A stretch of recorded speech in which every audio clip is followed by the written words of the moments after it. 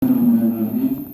Assalamualaikum warahmatullahi wabarakatuh. Waalaikumsalam warahmatullahi wabarakatuh. Alhamdulillahilladzi hadana li hadza wa ma kunna linahtadiya laula an hadanallah. Asyhadu an la ilaha illallah wahdahu la syarika lah wa asyhadu anna Muhammadan abduhu wa rasuluh. La nabiyya wa rasulahu ba'da.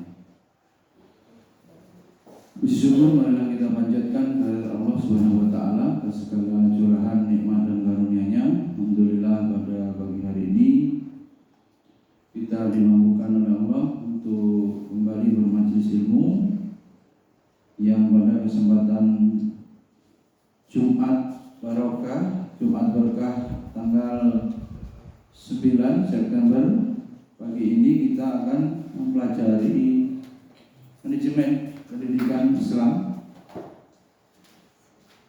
Lebih spesifik ya, secukupnya waktu dan sesampainya materi akan masuk pada manajemen perubahan ya, manajemen of change, bahwa dalam hidup ini tidak ada yang stagnan atau yang tetap ya, tidak ada yang tidak berubah ya. Semuanya berubah. Oleh karena itu sering dalam motivasi ya disampaikan pilihannya berubah atau punah. Ya, berubah atau punah. Tentu kita akan memilih berubah, hijrah. Ya, kita akan berubah menjadi pribadi yang lebih baik. Kita akan berubah kalau lembaganya menjadi lebih baik, lebih profesional, lebih islami ya, nilai-nilai Islam dapat diterapkan. Kemudian juga di keluarga, sebagaimana kita paham, pendidikan itu ada 3 pilar ya, pendidikan formal, informal dan non-formal. Ketiga-tiganya memiliki peran penting sehingga sinergi antara ketiganya harus berjalan dengan baik. Hadirin Allah, peserta kuliah ya, kuliah diharapkan ini meskipun online ada juga yang bisa hadir offline. Ini materi-materi memang materi perkuliahan di jenjang pascasarjana. Apa tujuannya? Di antaranya adalah mungkin Anda yang banyak terkendala untuk menuntut ilmu sehingga perlu upaya kecil ini untuk berbagi ilmu ya, secara pribadi, agen boleh juga agen atau ya pengecer ya, karena kita hanya yayasan non formal, program yang dikelola tapi punya keinginan untuk berbagi materi sampai pada jenjang strata 2. Bahkan ini yang ditampilkan kebenaran materi untuk program doktor, khususnya manajemen pendidikan Islam. Kita kuliah yang cukup banyak, kita ambil urgensi dan ini mendesaknya materi itu untuk dipahami oleh para guru yang berjuang ilmu, bisa juga para dai agar dapat menata program-program itu dengan baik. Hadirin Allah, untuk dapat lebih ya mendalam atau fondasinya tertata dengan baik, kita perlu untuk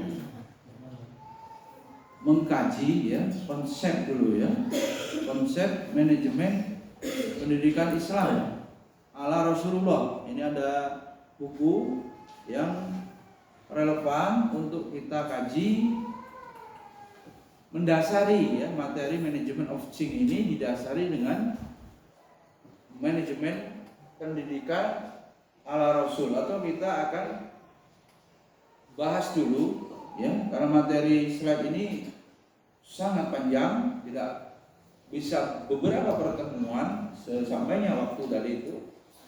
Ini yang pertama, kita harus samakan pemahaman dulu ya. Kita pahami dulu konsep manajemen ala Rasulullah atau manajemen pendidikan Islam. Santri dilarang ngobrol. Lampu yang masih dekat di kamar-kamar.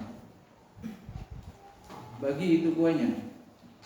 Hadirin Allah yang offline, ya alhamdulillah sudah mulai datang dari para guru, dan yang online ya bisa disimak di Facebook Yayasan. Insya Allah akan diupload di YouTube video pembelajaran yang kedua ini ya. Yang pertama pada hari Rabu sore. Hadirin Allah, pentingnya ilmu manajemen ini ya. Saat itu ya, saya bercerita histori ketika kampus ya IAIN tepatnya mengusulkan untuk membuka program doktor ya S3 yang baru, di mana pada tahun 2012 masih ingat kami para calon mahasiswa program doktor manajemen pendidikan Islam sudah dites, kemudian dinyatakan lulus ya, melalui proses seleksi di kampus IAIN waktu itu. Kemudian ada sedikit kendala ya, belum turun izin operasional program doktor, sehingga kita sambil memasuki kuliah S3 pada bulan Juli ya atau Agustus tahun 2013, itu di tahun 2013 awal kami para mahasiswa program doktor itu ya istilahnya persiapan. Jadi kita apalagi yang backgroundnya bukan dari manajemen ya. Kebanyakan waktu itu mahasiswa program doktor manajemen pendidikan Islam itu kebanyakan mayoritasnya S2-nya PAI ya, pendidikan agama Islam dan jurusan lain, tapi tidak mayoritas manajemen. Kemudian tibalah izin itu turun ya. Seingat saya yang menjelaskan ya, sekaligus kuliah umum adalah Prof. Nur Sam selaku Dirjen Pendidikan Tinggi ya. Santri, apa penyebabnya? Ternyata dari prodi yang disetujui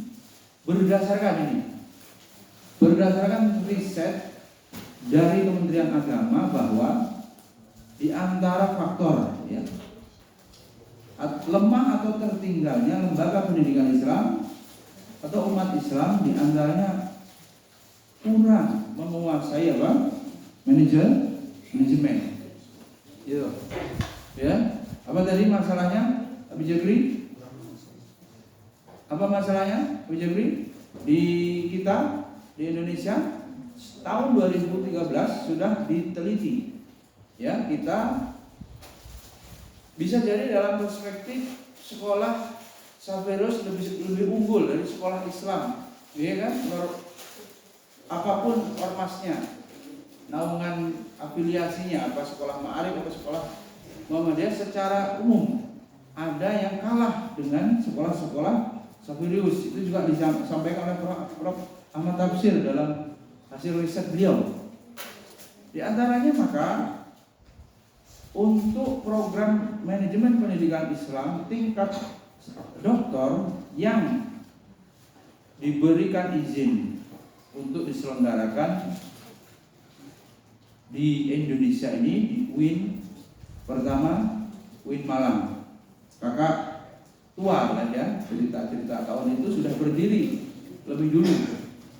Baru kemudian UIN Raden Intan Lampung diberikan izin untuk program doktor.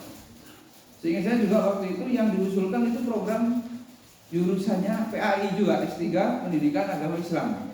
Namun akhirnya yang disepakati oleh Kementerian Agama berdasarkan hasil riset, umat Islam perlu ya untuk mendalami ya, mengkaji lebih dalam lagi ilmu manajemen. Karena itu diantaranya ya mata kuliah atau materi-materi yang akan disampaikan adalah juga tentang manajemen pendidikan Islam. Nah, untuk mendasari itu ya kita coba integrasikan ya, karena agama kita ya agama yang sumul ya, agama yang lengkap ya, semua diberikan kurang-kurangnya spirit, landasan filosofi ya, landasan hukum, normatif ada semua di dalam kitab suci Al-Quran, juga di dalam hadis. Oleh karenanya kepada santri ditulis yang hadir,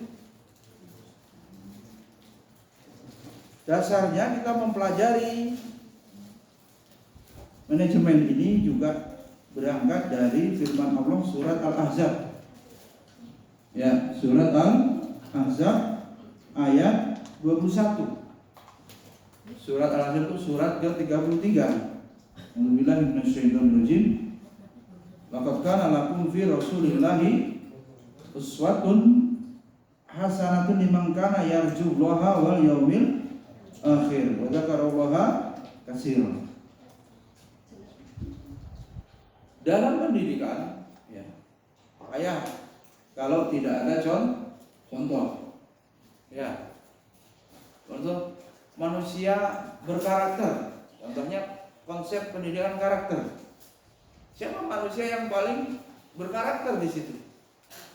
Kalau kita pisahkan dari agama sebagai sebuah konsep yang tidak lahir dari Al-Quran misalnya, siapa? Abi Rusdi. Manusia yang husnul khotimah, begitu kan? Maka kita disuruh meneladani. Ukurannya husnul khotimah, meninggal, gitu kan? Ketika sudah meninggal, baru aman dari terpeleset atau menyimpang. Dan itu sulit sekali. Ukuran orang yang intelektualnya tinggi adalah memperoleh gelar kehormatan, ya, jabatan akademik guru besar.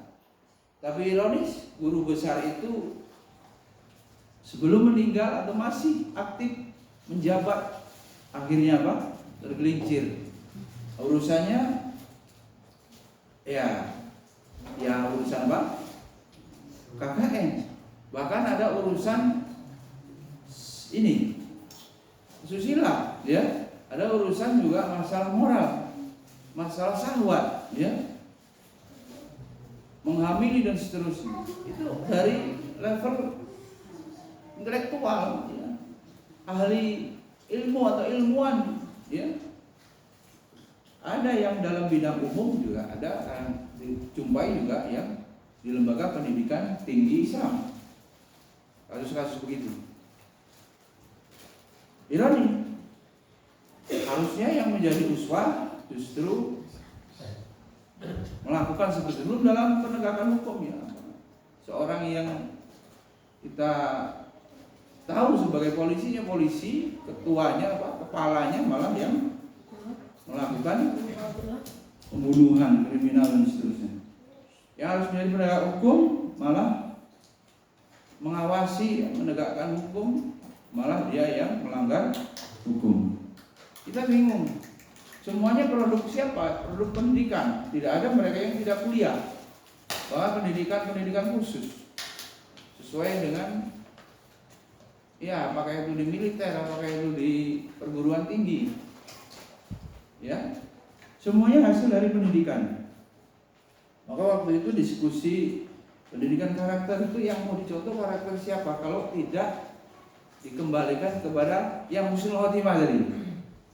Akhir hayatnya gak ada celah, hanya satu, Rasulullah Shallallahu Alaihi Wasallam. Maka juga dimulai dari situ, ya. Sebenarnya kita umat Islam modelnya sudah ada, gitu. Contoh orang yang mengamalkan dan sukses sudah ada. Itulah Rasulullah.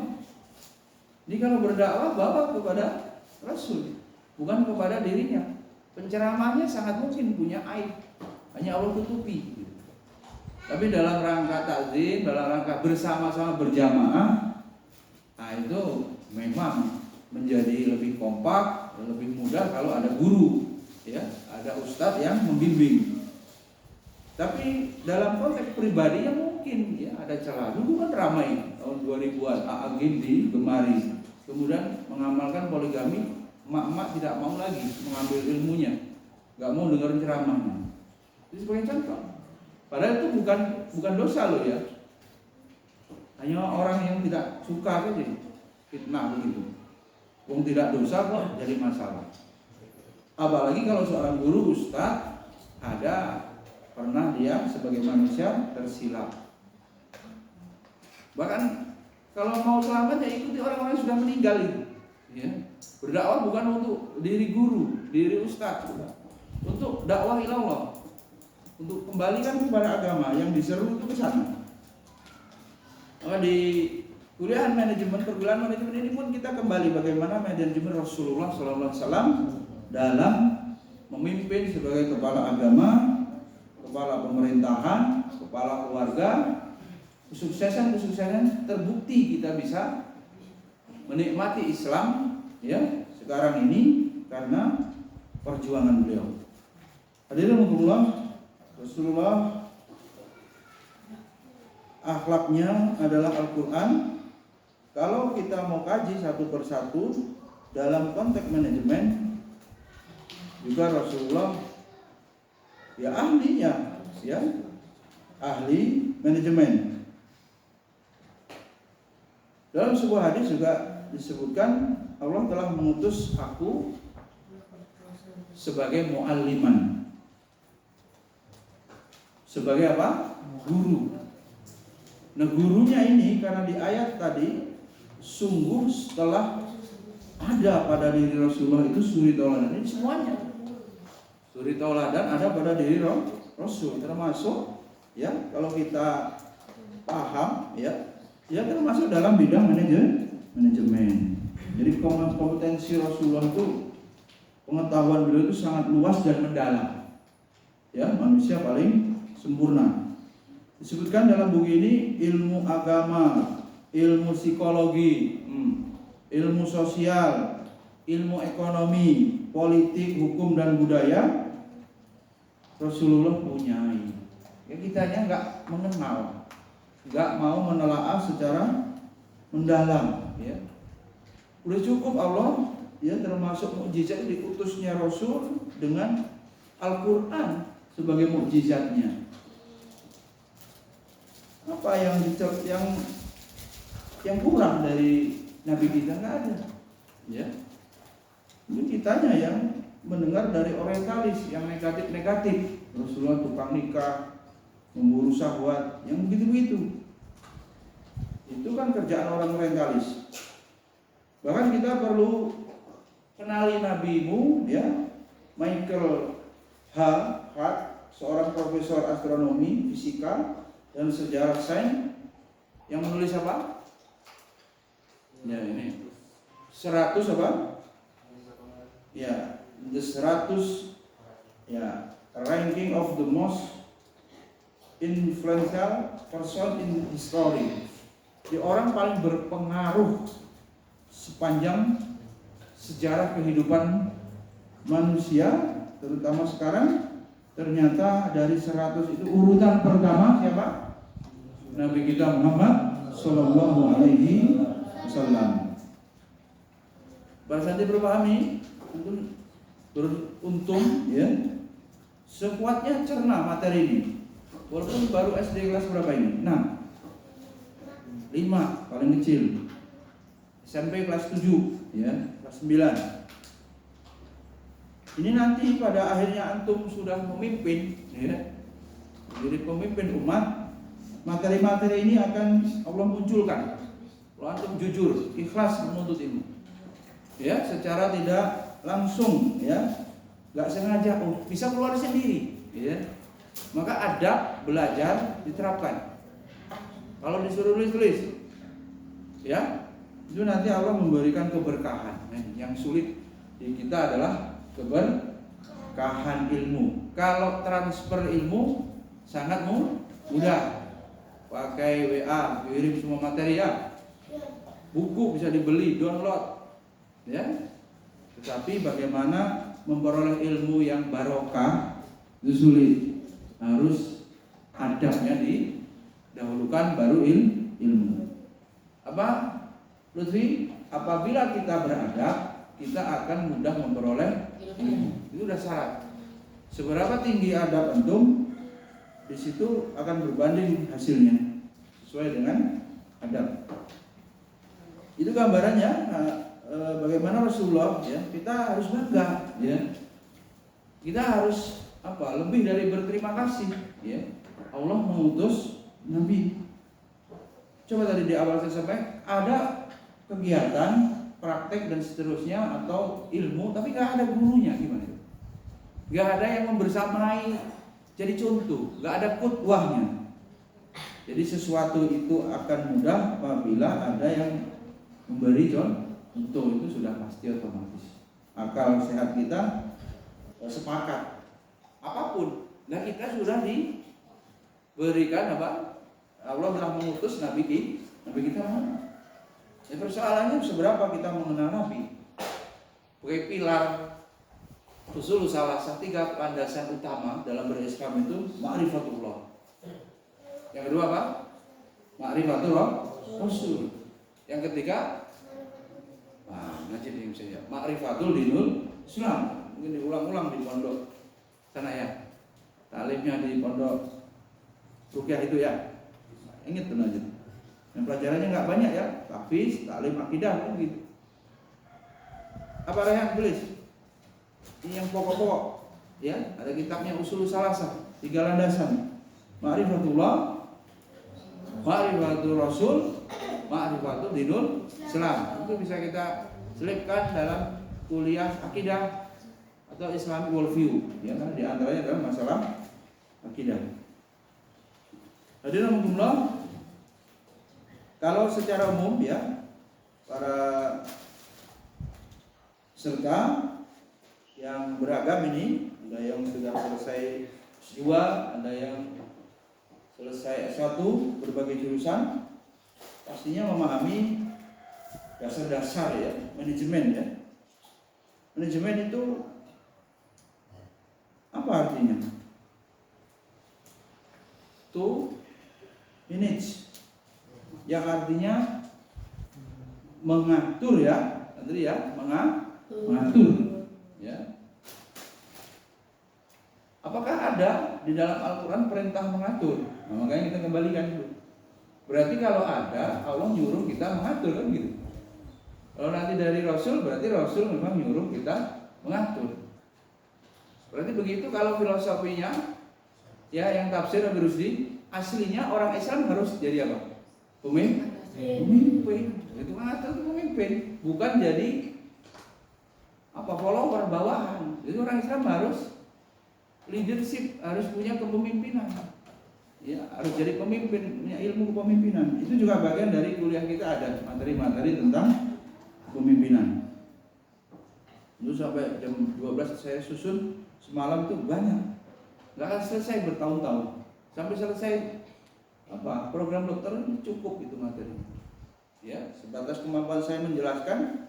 Kalau nanti ada pembina ingin memberikan materi, kita persilakan waktu yang pas, gitu. Juga yang mungkin pengen offline pada hari Ahad bisa direncanakan. Terus sekali bagaimana nanti baiknya. Tapi sementara ini yang sudah berjalan, mudah-mudahan istiqomah hari Rabu, ya, hari Jumat pagi. Mengatur, ya.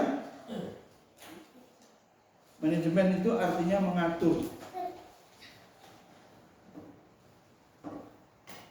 Istilah manajemen merupakan istilah yang digunakan untuk menerjemahkan kata manajemen. Istilah yang digunakan sebenarnya adalah pengelolaan.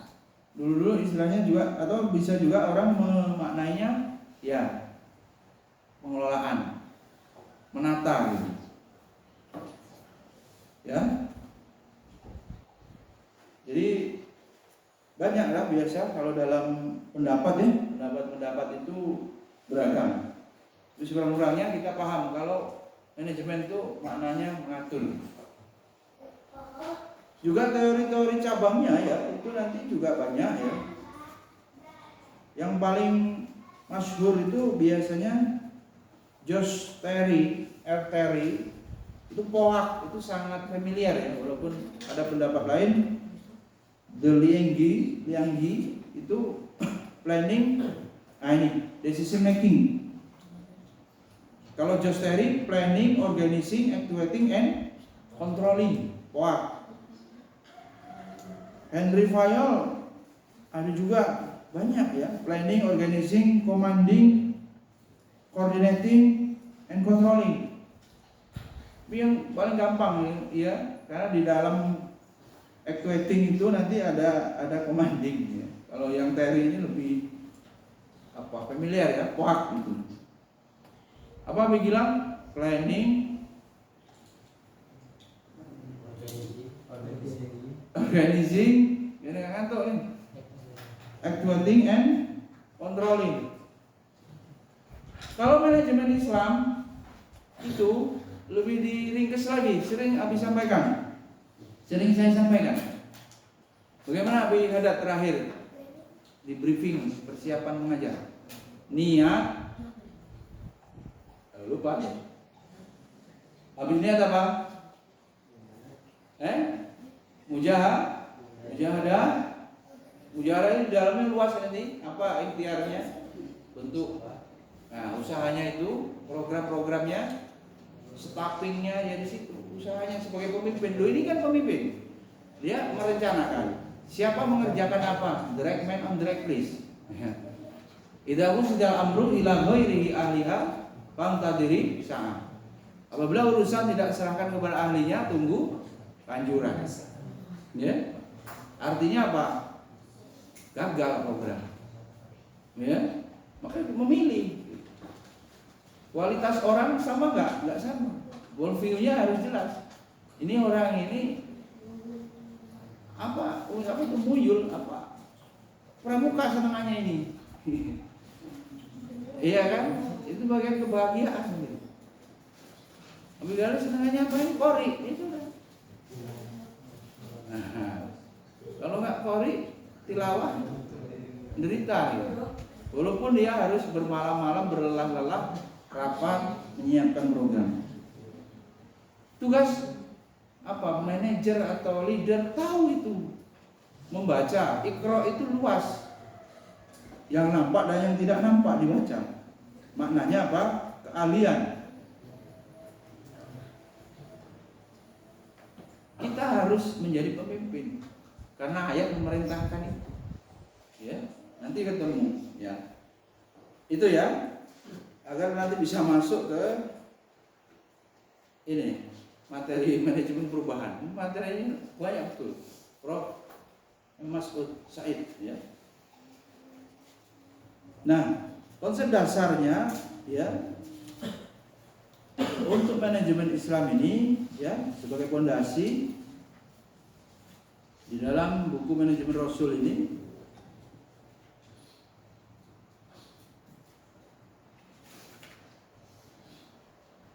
diawali ya, ini sirah ya. Kita ini kan kurang, sirahnya itu kurang, maka malam Senin saya minta ditambahi sirah pondok kita. Bijabri apa virus yang ngajar sirah. Ya, selain pelajaran yang siang itu sudah saya minta ditambah. Bagaimana kita bisa mengenal Islam kalau tidak melalui Rasul ya.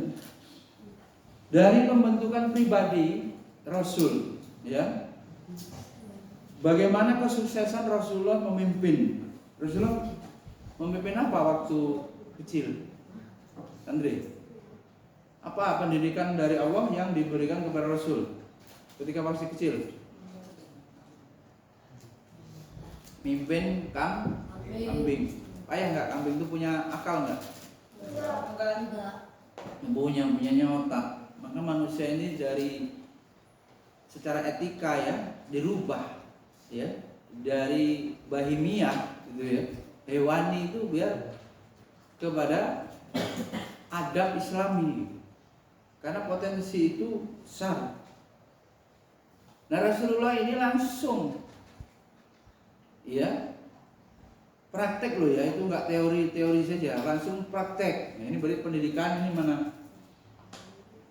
Ini Mbak Ida, berarti harus banyak praktek. Kalau praktek muridnya 30, gurunya 1, gimana ngurusnya? Ya, satu persatu dicek, sulit. Maka tidak ada jalan lain ya kecuali dikurangi jumlah santrinya kalau bisa, kalau ingin pasti. Ya, praktek itu banyak memakan waktu, bukan teori ceramah, tapi memastikan tiap santri memahami tuntas. Ya, pendekatannya individual. Rasulullah praktek disuruh Allah ditakdirkan menjadi anak yatim.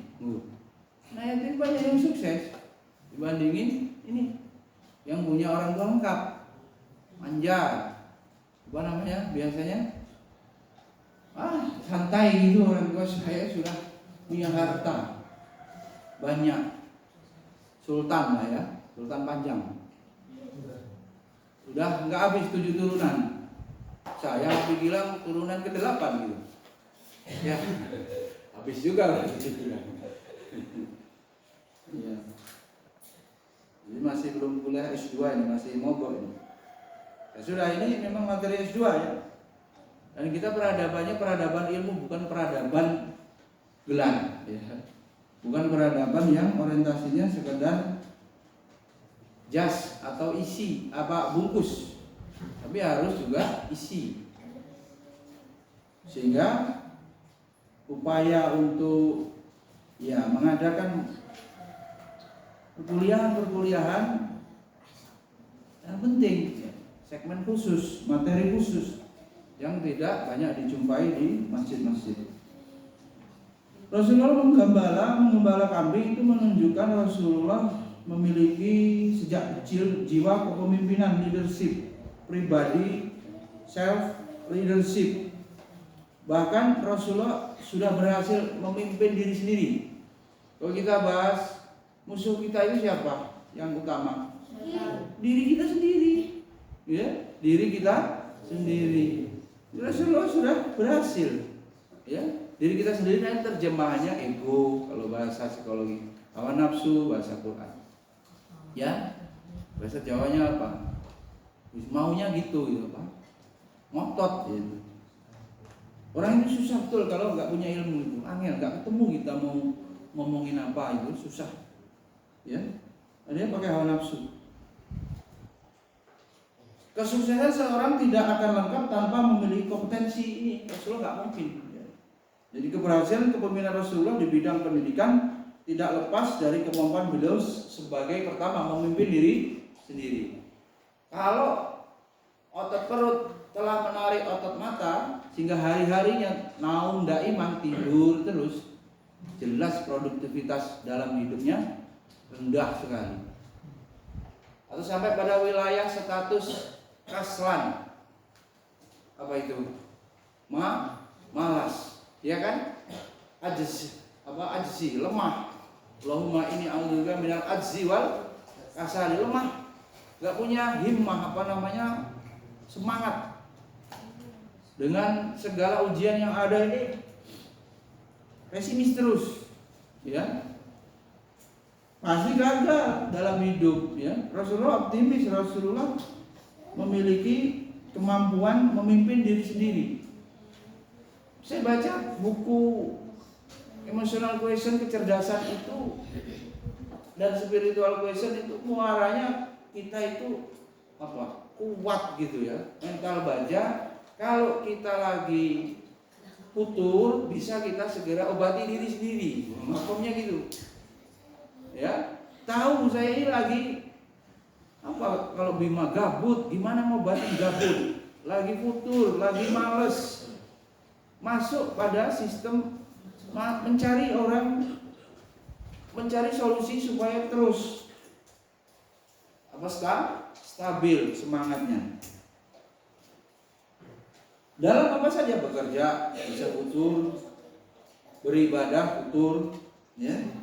Ngurus pondok juga bisa bosan, sampai ini abi-abinya bisa bosan. Abi-abi tadi bisa terdiam, terduduk. Apalagi anunya apa? Nasihat yang belum, ya. Kenapa abi bagus saya minta untuk ikut memberikan nasihat pagi? Itu kejenuhan juga. Mungkin juga materi yang sama ini sering kali sejak setahun ini udah berapa kali? Kok masih begitu belum berhasil, ya? Kasus-kasus selalu ada. Kadang-kadang bisa capek lah, tutup aja sekalian atau resign gitu gurunya. Cari hidup yang lebih damai gitu. Tantangannya terlalu berat resikonya. Karena orang bisa begitu, tapi kalau itu terjadi pada Rasul, nggak mungkin Islam itu ada. Jelas Rasulullah pribadi yang kuat. Itu kalau kita lihat kambing ya, pernah lihat nggak orang menggembala kambing? Kalau sapi atau kerbau kan kalau bekerja itu ditutup mulutnya ya, supaya nggak makan. Kalau makan terus lemes malahan, nggak bisa bekerja. Tapi ini kambing ditutup nggak? Lebih berat. Ditali pun juga tidak kan? Cenderungan apa? Dilepas kan? Kayak bebek juga begitu kan jenisnya. Iya kan? Nggak ada yang ditali satu-satu. Kalau sapi ditali. Berarti apa? Sangat mungkin dia akan liar ya, kambing itu. Tapi Rasulullah bisa memimpin. Misalnya Abi Bima ini jadi pengasuh, terus santrinya ada yang liar-liar, punya daya aktif yang lebih, gimana caranya? Nah, kita kembali bagaimana Rasulullah ya berhasil dalam memimpin. Fokusnya apa tadi? Pertama, mampu memimpin diri sendiri. Nah itu. Pembentukan pribadi Rasulullah SAW ini sebenarnya telah terangkum di dalam Al-Quran. Ini kalau pengen dihafal santri, sudah hafal santri. Kemudian surat Ad-Duha, Rasulullah ditempa oleh Allah itu diterangkan di dalam surat Ad-Duha ayat 5 sampai 8. Bagaimana bunyinya? Santri? Wala sawfa yu'tika rabbuka fatardo. Dan kelak Tuhanmu pasti memberikan karunia. Karunia. Guru ini apa tugasnya? Orang tua apa? Dalam konteks hidayah petunjuk, namanya hidayah irsyad. Bayan itu penjelasan. Maknanya ceramah guru, ceramah orang tua. Tapi karunia, kalau karunia tertinggi ini adalah ilmu. Ada karunianya itu harta. Jadi kalau ini Allah berikan ilmu, ya. Berarti ini apa? Kitabnya Rasulullah diberi karunia. Allah sudah apa? Tempa begitu. Lalu kemudian alam yajidka yatimam fa'awa. Bukankah dianya kembali kepada Allah, mendapatimu sebagai seorang yang yatim. Seorang yang yatim. Banyak orang sukses ternyata di keluarga dia termasuk yatim. Lalu siapa yang melindungi? Wa wajadaka dhalam fahada. Dia mendapati sebagai lalu dia melindunginya dan dia mendapati sebagai seorang yang bingung. Wa wajadaka bingung. Nah, ketika bingung itu ya wa wajadaka ilam wa alyana. Ini kalau santri hatinya lembut, baca surat banyak menangis harusnya. Bagaimana Allah tidak akan meninggalkan kita, ya. Penjagaan ini kemudian Allah berikan kepada Rasul dan itu bisa ikhlas kita membaca ayat ini, ya. Allah juga akan memberikan perlindungan. Bahkan kemudian mengkayakan itu. Lalu dia memberikan apa? kucukuan wa wajadaka a'ilam fa'aghna. Mungkin nggak terkoneksi dengan Allah, mau mengajar, mau mendidik anak, ke Allah dulu. Ya Allah, berikan ilmu, karuniakan kepada santri-santri saya, kepada anak saya sebut namanya. Kalau belum mentradisikan mendoakan santri per kepala, ya, di absen gitu, absen doa beli atau mungkin pakai domir. Itu guru ya belum makomnya masih ngajar saja gitu. Belum sampai pada tingkatan seperti orang tua ya. Kita dapati memang siapa yang paling ikhlas, siapa yang paling tulus kepada kita, orang tua. 3-1. Ibu 3, ayah 1, ayah hilang. Ayah itu kemudian lebih gampang lupa sama anaknya daripada ibu, fakta kan? Kalau lupa bagaimana mendoakan?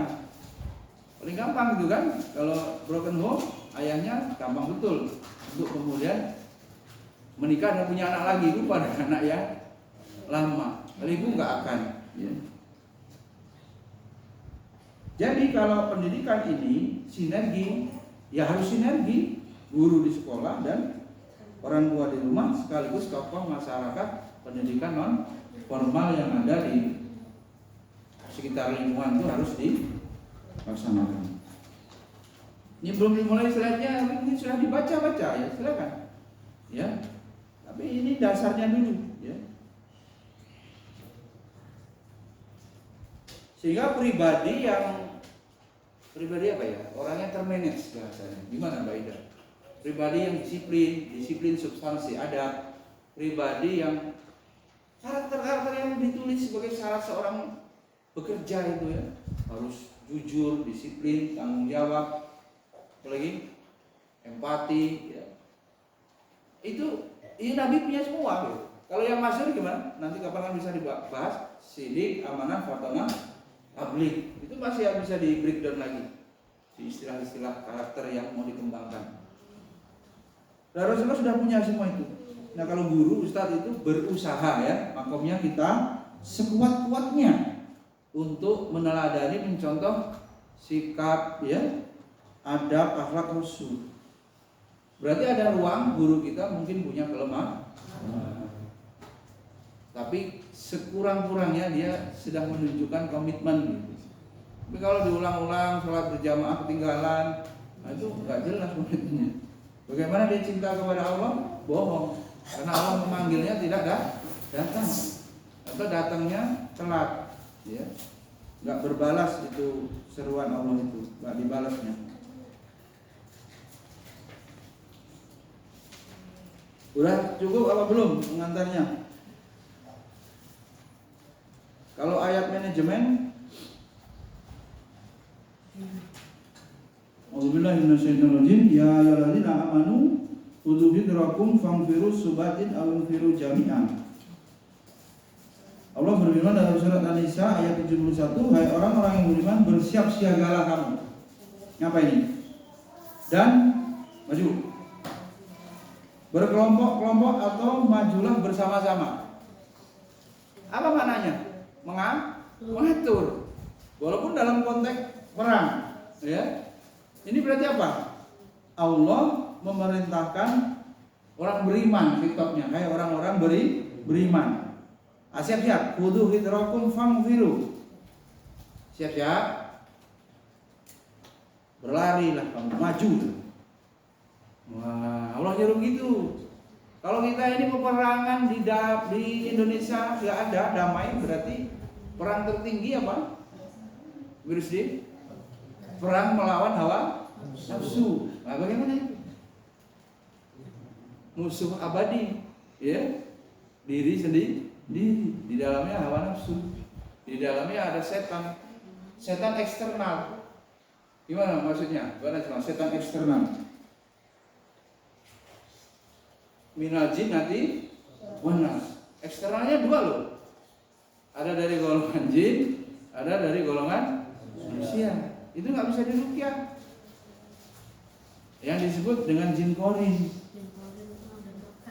melekat itu malah internal, itu menyatu kecuali Rasul. Semua manusia sangat mungkin tersilap, sangat mungkin dia lupa, sangat mungkin berdosa, mahalul khata' wa nisyan. Pembisiknya malaikat lemah, pembisik dari jin kuat. Qarin itu pendamping.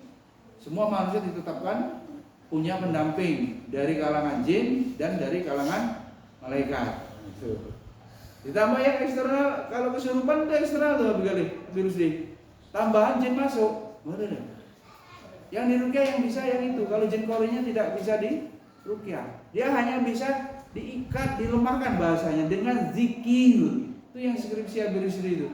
Bagaimana zikir itu membelenggu itu, ya setan qarin itu nggak bisa dia hilang. Yang bisa dilemahkan dengan zikir.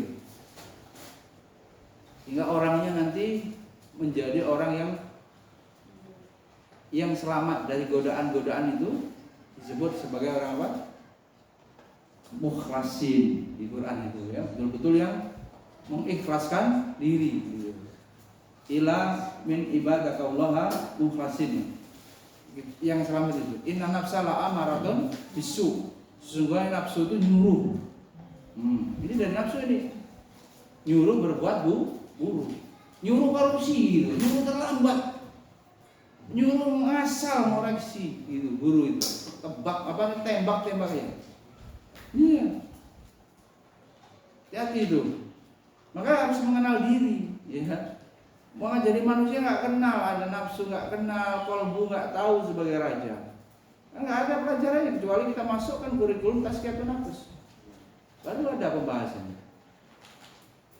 Yang dididik waktu itu pernah kita share, pendidikan itu apa? Akal, ya, jasmani, ya kan? Ruhani, pendidikan hati. Berarti pelajaran yang ada ini harus lengkap. Wah, nggak bisa kalau pulangnya cepat ini apa? Nggak cukup. Kemarin ingin belajar bahasa Arab, saya tanya kan profesor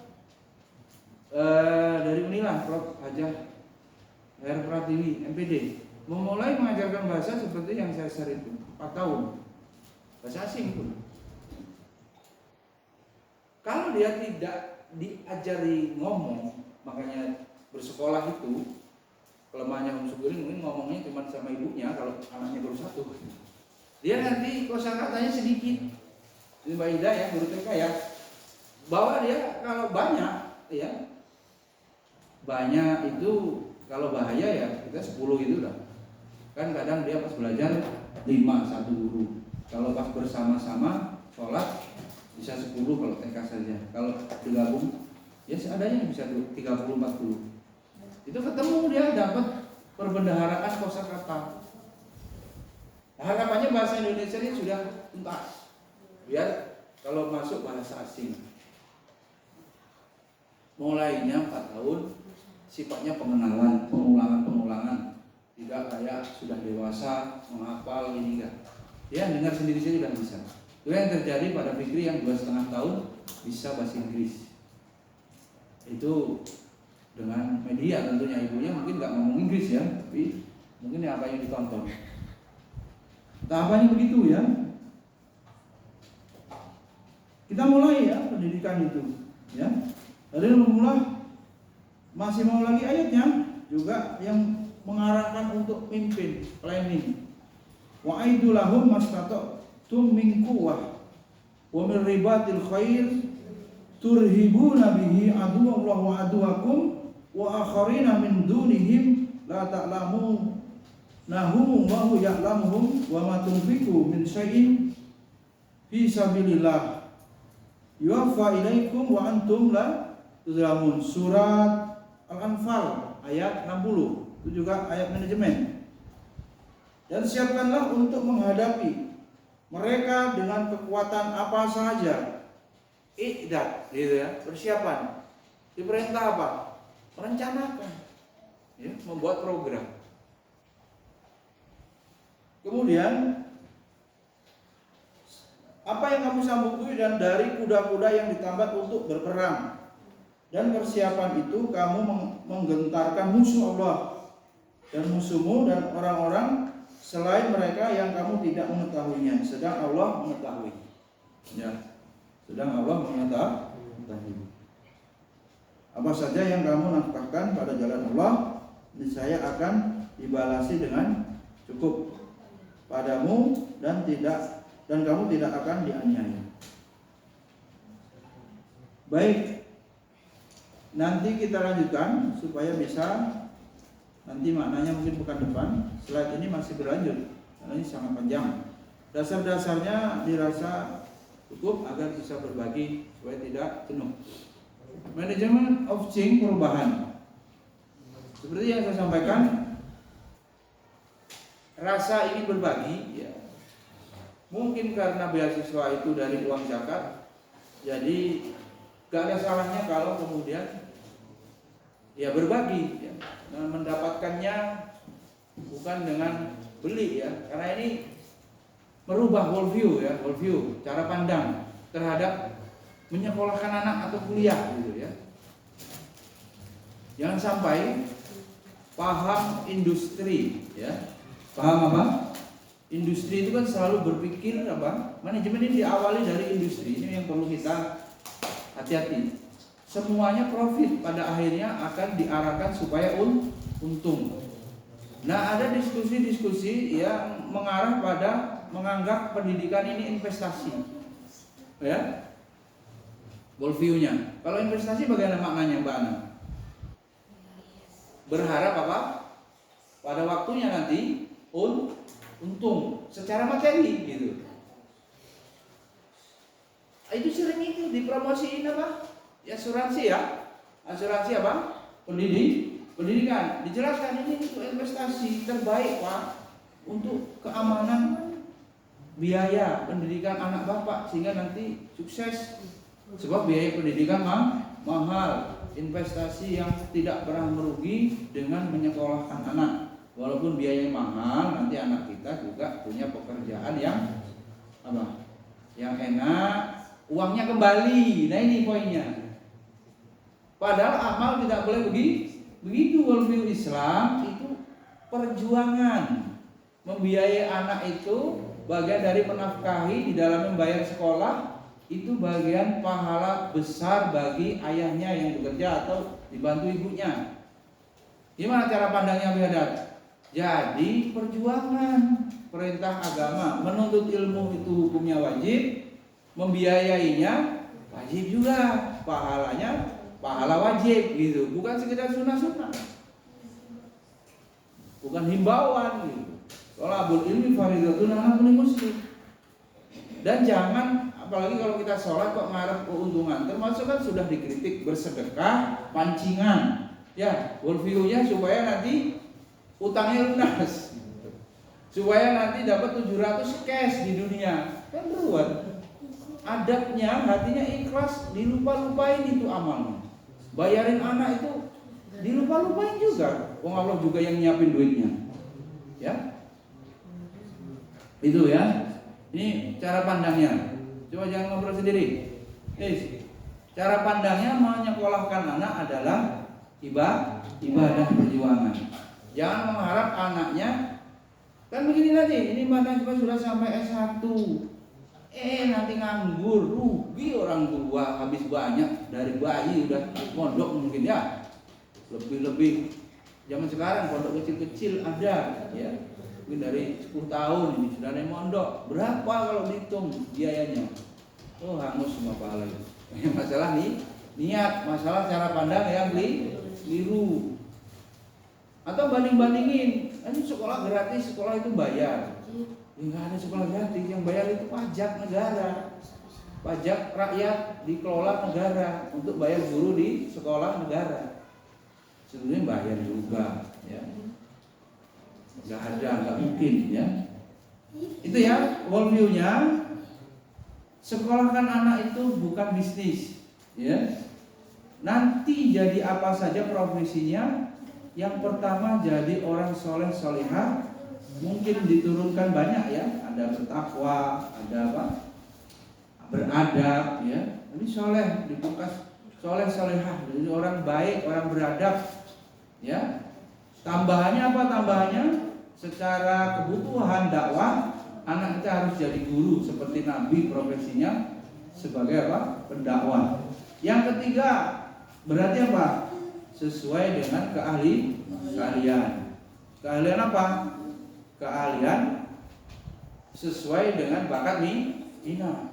Kalau mau bagus lagi, anak kita dipersiapkan untuk memenuhi SDM dalam dunia dakwah, ya kan? Umat butuh dai seperti apa? Oh, umat butuh SDM seperti apa? Baru anak kita itu betul-betul apa istilahnya? Manfaat gitu ya. Kehadirannya ditunggu untuk melanjutkan. Para santri sudah tidak ada lagi nabi dan rasul. Hingga kemudian akhirnya dakwah ini dilanjutkan oleh para ulama, ya.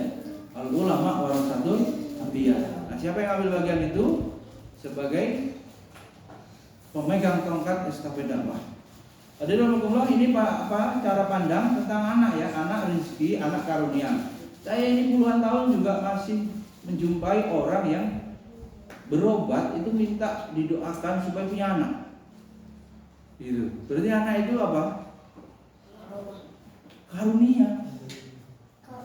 Karunia nggak semudah itu. Ada yang nggak KB nggak punya, belum punya anak bertahun-tahun. Maka kalau diberi anak berarti dipercaya oleh Allah, dianugerahi, itu sudah rezeki. Ada yang sampai bayi tabung itu 200 juta juga belum berhasil, ada yang berhasil, ada yang belum. Nah, yang punya anak ini dipilih oleh Allah, dianggap mampu. Nah, amanah itu tunaikan ku angkusakum wa ahlikum. Ya. Manajemen of change ini penting untuk awal-awal ini masih umum ya. Apa yang nggak berubah? Nggak ada, semuanya berubah. Kalau ayat perubahan bagaimana itu? Innallaha la yughayyiru biqaumin hatta yughayyiru ma bi anfusihim. Berubah itu. Allah tidak akan merubah suatu kaum kecuali kaum itu yang mau merubah dirinya sendiri. Jangan pernah salahkan siapapun. Nasib apa status IPK rendah mahasiswa, status ekonomi lemah, tidak boleh menyalahkan. Salahkan jangan menyalahkan orang lain. Apalagi parahnya menyalahkan takdir, ya kan? Dengan nyanyi gimana itu? Takdir memang kejam. Banyak ahli motivasi kemiskinan itu kan akibat dari sikap-sikap sebelumnya. Ya.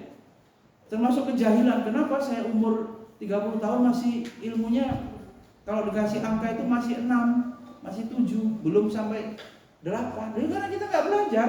Orang berdarah-darah bisa jadi membaca buku, meluangkan waktu, menghadiri kajian, mungkin online, mungkin langsung. Yang pengen pinter begitu. Tapi ini ada orang bermalas-malas, nyantai gitu. Ya nggak mungkin. Tabiat kehidupan itu wastabikul khairat, berlomba-lomba. Ya. Kalau berlomba berarti apa? Bagaimana kita bisa unggul kan? Tidak mungkin pasif, aktif. Jangan secara belajar juga ada jenis orang yang ini apa? Orang yang pasif. Dia harusnya dia itu belum disuruh ya sudah baca. Kalau tahu buku pelajaran sudah dibagi nih, bukunya ini kelas fikih kelas 7 ini dibaca sendiri. Itu baru aktif. Kalau disuruh baru baca reaktif aja. Nah itu pasti akan bodoh. Kalau berhenti yang nyuruh, berhentilah dia baca. Maka yang diharapkan karakter pembelajar. Ya, santri ini pembaca, santri ini penulis gitu kan. Santri ini penceramah, tapi itu menyatu pribadinya. Jadi kalau sudah menyatu itu, kalau dia tidak belajar dia sedih, kalau dia tidak menulis sedih, kalau dia tidak berceramah kok hidupnya ada yang kurang. Nah ini berarti sudah masuk sebagai seorang yang pembelajar. Kalau masih disuruh-suruh terus, apalagi hafalan, kalau udah tasnya beres tinggal orangnya mau apa enggak. Ya, karena nggak bisa dari kondisi-kondisi motivasi luar itu sangat lemah. Motivasi terbaik dari dalam diri. Nah, sekarang ini mau berubah apa enggak pertanyaannya? Yang celakanya tidak tahu dia dalam kondisi bermasalah, ya, kendala, nggak sadar. Jadi pemahaman terhadap diri ini masalah. Saya kalau begini terus sampai kapan bisa naik haji misalnya, baru sadar. Padahal itu wajib umpamanya. Kalau saya santai-santai, saya nggak mau bekerja lebih keras, lebih giat lagi, ya akhirnya ya begini saja. Atau ilmunya ya segitu-segitu saja. Masalah yang dihadapi santrinya semakin banyak, gurunya nggak update ilmu, ya masalahnya lebih banyak daripada ilmu yang kita siapkan. Seringkali kurikulumnya terlambat, masalah yang sudah ada baru dipikirin. Itulah penelitian itu. Sudah ada masalahnya, cari solusinya. Yang cuma menerima hasil penelitian untuk menyelesaikan masalah, nggak marah baca, ya sudah, isinya hidupnya banyak masalah terus. Dirinya bermasalah pun nggak tahu masalahnya, dia nggak tahu masalah itu karena kurang ilmu. Apa-apa dilihat dari siapa, sudut pandang apa, worldview apa. Ketika dia memutuskan sesuatu itu dari perspektif apa? Pertama memutuskan diri sendiri, ya. Tidak ada yang tidak mengambil keputusan. Apapun harus mengambil keputusan. Maka ilmu sangat penting, ya. Pengalaman. Bahkan orang harusnya punya hikmah. Tanya kepada Allah, gimana ini? Kalau chapter baru ini solusinya apa ya Allah? Masalah ini. Ya ada perubahan. Outputnya ya harapannya ini apa? Mampu buat makalah tuh kalau mau diturutin jurnal. Itu tadi kan harus menemukan solusi dari masalah. Jurnal itu kan karya ilmiah yang dari hasil penelitian yang tidak terlalu dalam gitu ya, tidak terlalu luas, fokus satu masalah tertentu. Kalau disertasi bisa banyak variabel.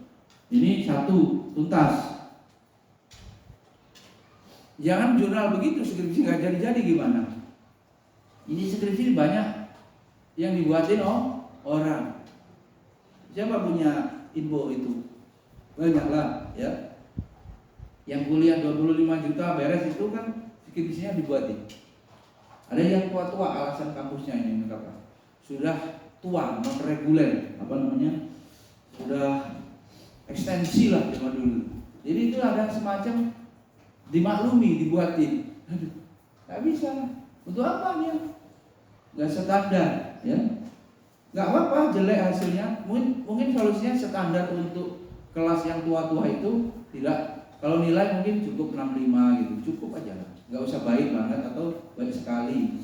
Yang anak yang S1 yang masih muda-muda, yang reguler baru mungkin 75. Tapi jangan mentang-mentang dia non reguler halal dibuatin, percuma. Nggak ada dia jiwa penelitinya. Wong guru ini sarjana ini harus bisa meneliti. Lo bermuara pada menyelesaikan masalah. Wong dianya malah jadi masalah. Wong itu dosa, itu masalah utama itu selama dari dosa. Ya kan begitu. Untuk apa kita belajar agama nggak karu-karuan kalau kita tidak ingin selamat nanti di akhirat, diawali di dunia isi ya kehidupan ini semuanya aman, amal soleh bukan dosa. Celakanya ada yang nggak tahu kalau itu dosa, masalah lagi itu nggak tahu masalah. Makanya banyak betul-betul kalau tidak punya ilmu. Menurut ilmuwan itu masalah, menurut orang jahil nggak apa-apa. Oh nanti dampaknya. Ya. Hadirin kemudian apa yang diharapkannya? Berat ini. Ya. Kalau mau, ya jiwa peneliti ya berarti di sini ada. Termasuk adanya perubahan dalam dunia pendidikan. Apa yang berubah? Aliran sesat itu tambah banyak. Ideologi terancam, ya. Kemudian teknologi hingga perilaku, ya. Perilaku kita jadi online. Nggak terlalu banyak era disrupsi, nggak terlalu banyak pertemuan fisik. Jadi ini membawa kepada kekeluarga, ya. Dari mendekatkan yang jauh, menjauhkan yang dekat.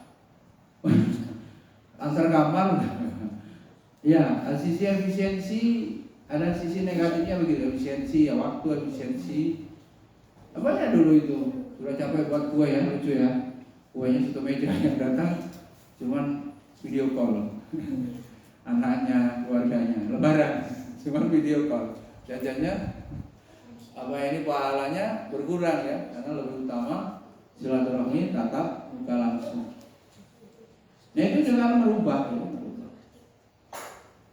Nah kalau manual tidak tersampai, orang yang dipegang HP terpaksa sekolahnya ngikutin PR-nya cukup di HP, jadwalnya cukup di HP. Kita kasih jadwal, itu ada Omega Pak, itu jadwal kita print masukin rapot semester ganjil untuk jadwal semester genap.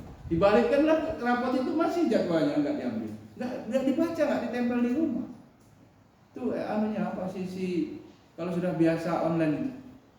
Jadi masih saya kalau nerima rapot yang dikembalikan itu padahal sudah dikasih jadwal semester genap. Atau kemarin jadwal semester ganjil, sekarang ini. Jadwal semester genapnya, jadwal verifikasinya dibalikkan lagi ikut ke dalam rapot.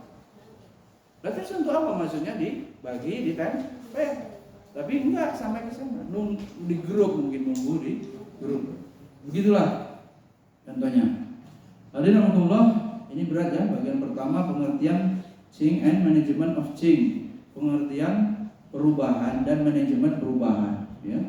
Dan juga jenis-jenis perubahan. Santri coba pelan-pelan. Perubahan, nggak ada yang nggak berubah, santri. What is a change? Apa definisi perubahan itu? Perubahan adalah pergantian keadaan. Kan berbeda tuh. Dari yang lama kepada yang baru. Perubahan ialah perbedaan keadaan dari fase tertentu menuju fase yang lain, bergeser lah, hijrah. Tidak semua perubahan itu baik. Ya. Yang buruk apa futur tadi ya, dari rajin jadi males. Kalau ekonomi dulu kaya bangkrut, banyak maksiat, diazab, selesaikan urusannya di dunia. Sama Allah diambil harta itu. Allah Maha Kuasa, bangkrut. Tapi dengan begitu dia datang ke tukang ruqyah minta solusi. Berarti sudah kebaikan daripada tetap kaya dia terjerumus terus ya, lalai. Kemudian perubahan itu dilakukan dengan mentransformasikan beberapa elemen penting dalam organisasi. Ya, keluarga juga bagian organisasi. Ya, siapa kepala sekolahnya? Mbak Ida di keluarga itu, kepala sekolahnya siapa? Kalau di struktur organisasi keluarga, milih siapa kepala sekolahnya? Pak Abu Jepri, Pak Birdi. Terus Madrasatul Ula, ibu sekolahnya, ibunya jadi apa?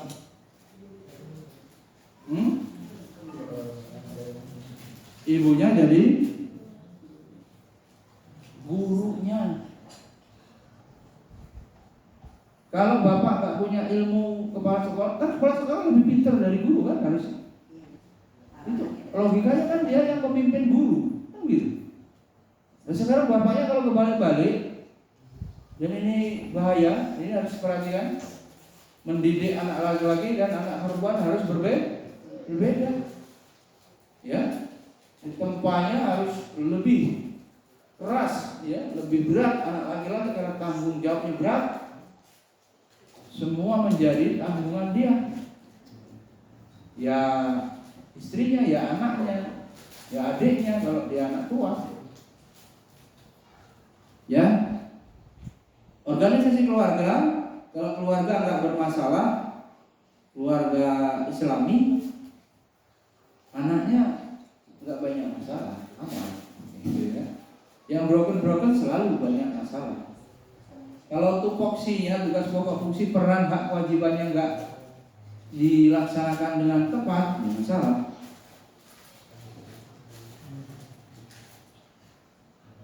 Kita lihat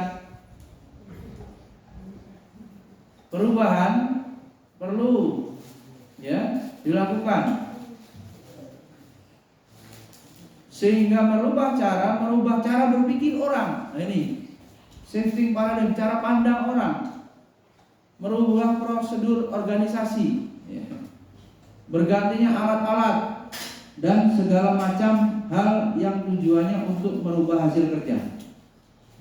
Teknologi ya, termasuk teknologi dalam pembelajaran ini sudah berkembang. Sampai ada jurusan kuliah teknologi pendidikan. Dulu nggak ada.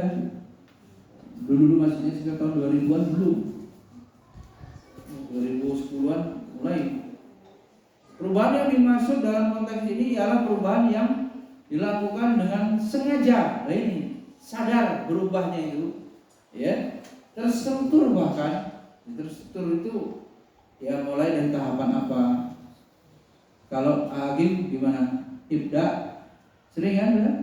Dimulai dari diri sendiri. Dimulai kapan? Sekarang juga. Dimulai dari yang paling kecil. Nggak nunggu dipikir aja itu perubahannya. Besok tarsok.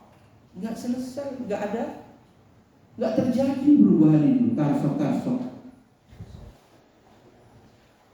Bimbingan tarsok. Nah, sudah. Besoknya tarsok lagi. Tarsok terus.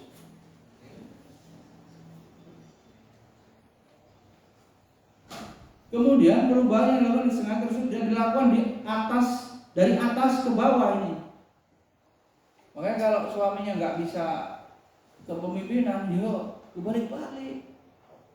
Kalau kepala sekolahnya tidak memiliki jiwa kepemimpinan, umpamanya perempuan yang memperbolehkan perempuan jadi pemimpin ini kalau kafaah ini maksudnya kapabel, punya kemampuan, mampu mimpin.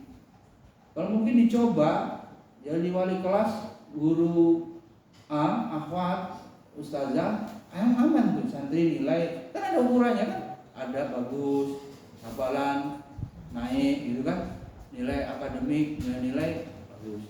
Nah ini yang satunya wali kelasnya ustadz, ya laki-laki, kadang bisa kalah itu. Ya kita masih jumpai. Kalau bosmu perempuan selesai gitu.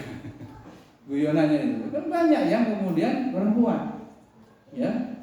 Walaupun dalam perspektif agama nanti ada hal-hal yang harus diwaspadai ketika dia haid, dia bisa memimpin itu akalnya kurang, perasaannya yang menonjol, khawatir kebijakannya itu zalim, gitu, merugikan saat seperti itu, ya. Makanya agama itu sudah antisipasi, disuruhnya yang laki-laki. Yang laki-laki juga jangan kayak bencong, nggak punya jiwa pemimpin, lemar-lemer, nggak ngerti kalau dia itu ditugasin ar-rijalu qawwamuna 'ala nisa. Makanya memantaskan diri, sadar diri. Laki-laki bertanggung jawab. Yang kita harapkan mau juga ngurusin anak yatim, mau juga ngurusin agama. Gitu. Kalau ngurusin istrinya nggak beres, dirinya juga nggak beres, bagaimana? Kalau kita lihat kadang-kadang terjadi bolak-balik begitu, ya, jadi nggak bisa ideal, ya. Wong itu kan yang menentukan Allah yang buat manusia itu. Yang laki itu mimpin, yang laki itu nunjuk istrinya urus di rumah, kepentingan pendidikan anaknya, dia yang tanggung jawab ekonomi sepenuhnya itu, bahkan ke atas tuh. Ini yang umur 25, 24 mau nikah, ke atas lu. Bapak ibumu, mertuamu, ke atas lu. Kakek nenekmu terus buyut ke atas. Ke samping kadang-kadang juga sepupu, kadang-kadang adik. Coba ini. Ini gak sama ya, anak laki-laki dengan anak perempuan pendidikannya tidak sama, tanggung jawabnya beda, berat, ya. Kalau sudah biasa berat-berat, ya. Kemarin saya uji skripsi, latihan supaya bisa lari, sprint, menang. Rupanya pas latihan dikasih bandul kakinya, ya. Di kakinya ini dikasih ban. Oh, nanti kalau pas lari lomba beneran dilepaskan aturannya, enteng. Ya, ini santri ini kalau kita ambil filosofi, kalau antum sudah biasa menyelesaikan masalah-masalah di pondok, yang duit hilang, yang antri, yang harus membereskan, yang harus disiplin, ya jam sekian harus bangun, nanti enteng menghadapi kehidupan nyata. Jadi UAS itu nggak penting gitu. Yang penting UAS kehidupan. UAS maksudnya ujian kehidupan. Kalau niat santri menuntut ilmu cuma supaya nilai, rusak. Prestasi nggak usah langsung menjadi segala-galanya. Itu dikerjakan aja lah, kata guru itu. Tugasnya apa? Belajar, baca, rangkum, nulis. Pintar sendiri. Jangan pernah itu yang menjadi tujuan. Jadi tujuan adalah ridha Allah, ikhlas. Itu jelas di dalam kitab Ta'lim Muta'alim, ya. Kitab Adabul Alim wal Muta'alim, semuanya sama, mengikhlaskan diri, ya. Fokus. Tujuan ilmu mengenal Allah. Piala ya dengan sendirinya, pujian dengan sendirinya, tidak usah menjadi tujuan. Oh, kamu anak pinter ya, dipuji guru.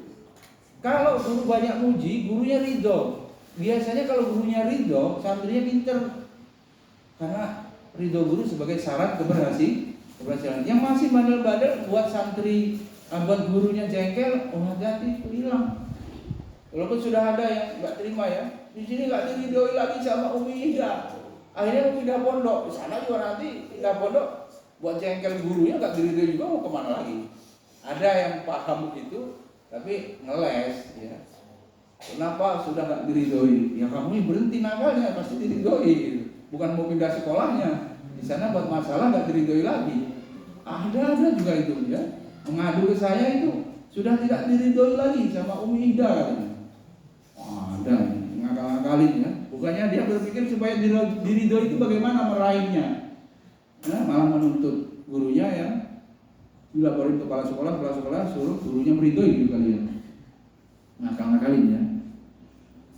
Ada Allah ya. Kemudian dari atas ke bawah tadi itu, dari atas itu ya maknanya top down, ya, atas ke bawah, dari leader ke follower ya, bawahan ya. Dan menyeluruh dalam sebuah organisasi apapun, ya, apakah itu organisasi dakwah, apakah itu sekolah, sampai organisasi terkecil di keluarga. Mata kuliah ini mempelajari tentang teori dasar manajemen perubahan, faktor-faktor yang terkait dengan perubahan. Tuh, nanti kita akan bahas itu berarti. Kendala, kenapa nggak berubah-berubah, ya kan? Jadul. Contoh transformasi perubahan. Manajemen of change, manajemen perubahan. Manajemen perubahan ialah pendekatan sistemik. Sistemik itu menyeluruh ya, sampai seakar-akarnya. Ya. Kemudian yang berkaitan dengan perubahan baik dalam perspektif organisasi maupun dalam perspektif individu. Ya. Jadi dalam organisasi itu ada orang sulit. Tukang kritik, tukang menuntut, ya, nggak berubah, ya. Susah. Manajemen perubahan setidaknya berkaitan dengan 3 aspek yang berbeda, termasuk di antara adaptasi terhadap perubahan, mengawasi perubahan, dan melaksanakan perubahan. Ya, adaptasi, ya, lingkungan baru, peraturan baru, kebijakan baru. Diawasi, ya, dan bersama-sama itu dilaksanakan perubahan itu menjadi apa? Komitmen bersama. Jadi yang berubah ini berjamaah kalau ini dalam konteks sekolah, ya. Keluarga juga menjadi keluarga Islami hijrah, ya berubah. Tinggalkan riba, leasing, ya, berubah. Nah, itu bahaya itu. Nanti anak-anaknya, ya, banyak masalah, ya. Baik kesehatan, keberhasilan belajar. Kerukunan rumah tangga pun juga masalah, ya. Yang kasus ribut-ribut, ya, itu juga, ya, nggak karu-karuan ini, ya. Dosa demi dosa melahirkan dosa baru. Kemudian perbedaan antara change dengan manajemen of change terletak pada aktornya, ya, pelakunya, desainnya, penataannya, dan kontrol atas perubahan. Manajemen of change adalah proses kerja membuat perubahan, menata perubahan itu, ya. Sedangkan change adalah kata sifat atau kata benda, ya, yang membedakan itu. Jenis perubahan banyak nih. Perubahan misi sampai pada tujuan, pandangan ke depan, langkah-langkah untuk mewujudkan cita-cita. Perubahan ini dimulai dengan perubahan misi utamanya organisasi. Perubahan misi akan berimplikasi pada banyak pada tataran strategis dan teknis. Lalu kemudian ada strategi perubahan strategi menyangkut cara tertentu yang dipakai untuk menuju misi organisasi. Apa inovasi ya? Ada taktik tertentu, strategi tertentu perlu ya supaya orang mau berubah, supaya SDM berubah maju, supaya santri bisa berhasil. Kemudian operasional struktural change, perubahan struktural dan tata cara pelaksanaannya. Ini ya struktur organisasinya bisa ditambah kalau kurang, bagian pengawasan misalnya. Kalau berlebih misalnya terlalu gemuk bisa dikurangi supaya efisien. Orang 8 sudah cukup efektif berjalan program, nggak perlu orang 10 misalnya. Kalau mungkin dalam keadaan pandemi yang memberatkan supaya tidak kolap istilahnya, bisa penataan organ mengubah personil dan peralatan. Mungkin menjadi efisiensi juga kalau menggunakan media gitu ya. Pembelajarannya berbasis media, kalau ada buku-buku tambahan, modul lebih efektif. Tidak habis waktu untuk guru menulis. Kalau sudah bisa nulis hanya pemahaman, bisa beli buku untuk berlatih memahami. Dan berikutnya dicari, jangan lupa paham ilmu. Gimana PKP itu? Diamalkan yang harus diamalkan, ditambah lagi harus apa? Diajarkan atau didakwahkan. Jadi nggak berhenti pada pemahaman pengetahuan, tapi harapannya perubahan dan mendakwahkan. Demikian waktunya telah habis, mudah-mudahan bermanfaat. Mungkin pertanyaan bisa di grup, nanti dijawab oleh pembina ya dan tim ya. Pembanding kalau mau mengkritik materi silakan memberikan masukan. Boleh juga dikirimkan materi-materi yang bisa memperkaya perbendaharaan ilmu, slide-slide yang ada, kami persilahkan. Kurang lebihnya mohon maaf. Kepada Allah Subhanahu Subhanallahumma wa bihamdika, asyhadu an la ilaha illa anta, astaghfiruka wa atubu ilaik. Assalamualaikum warahmatullahi wabarakatuh.